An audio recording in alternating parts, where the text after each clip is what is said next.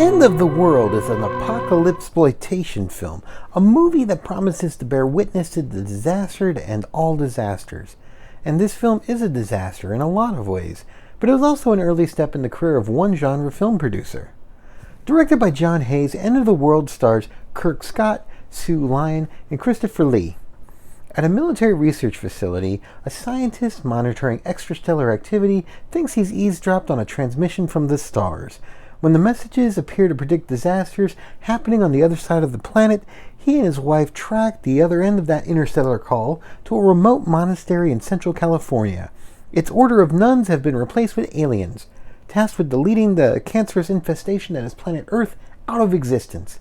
But the aliens also need something to get them home before Earth's inevitable demise.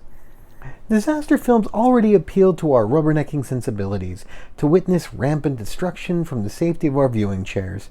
Many of these stories add some commentary on the humans affected, to add the suggestion that all this tragedy might be karmic punishment for at least some of the people involved.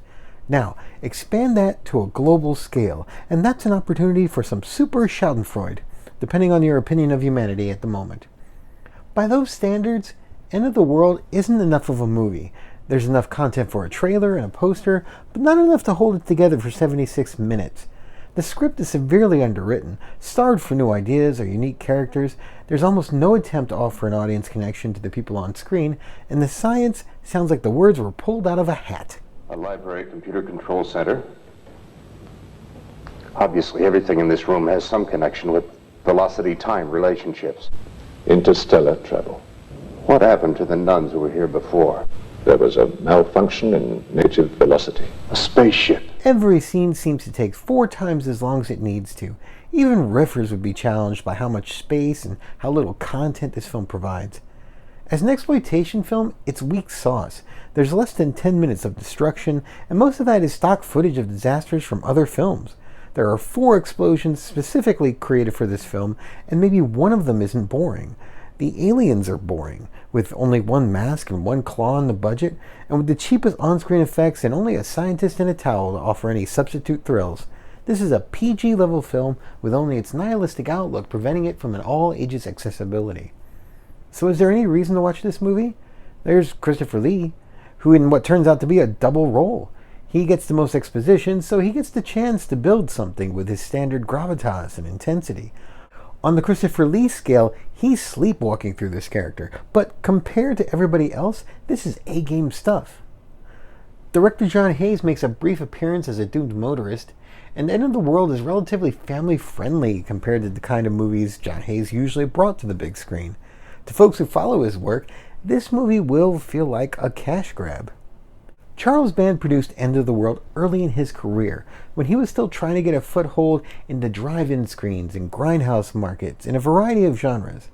Also at this time, Band was learning about the newly developing home video market.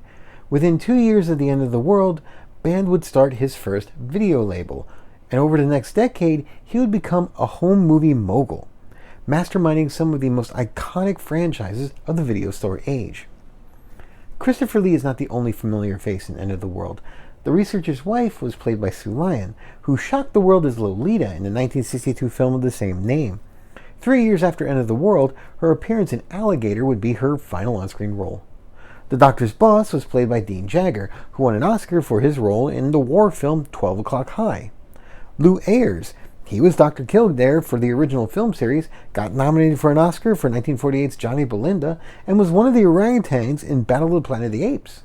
The security guard was played by MacDonald Carey, who was known as King of the Bees for his many leading roles in the Bee Pictures of the 40s and 50s. For nearly 30 years after that, he assumed the role of Dr. Tom Horton on the daytime TV soap Days of Our Lives. And Tim Burton fans might recognize the grill cook with the best death scene, played by Simi Beau. A decade after End of the World, he would appear in 2 Burton films, Pee-wee's Big Adventure and Beetlejuice. End of the World will frustrate you if you pay too much attention and try to tie together things that the filmmakers didn't make enough effort to in the first place. But many online reviews attest to the film's efficacy as a sleep aid. If you're a Christopher Lee completist, watch the film's opening scene, then skip to minute 52, about the time Christopher Lee kills off his own clone. His monologue will get you up to speed pretty quick.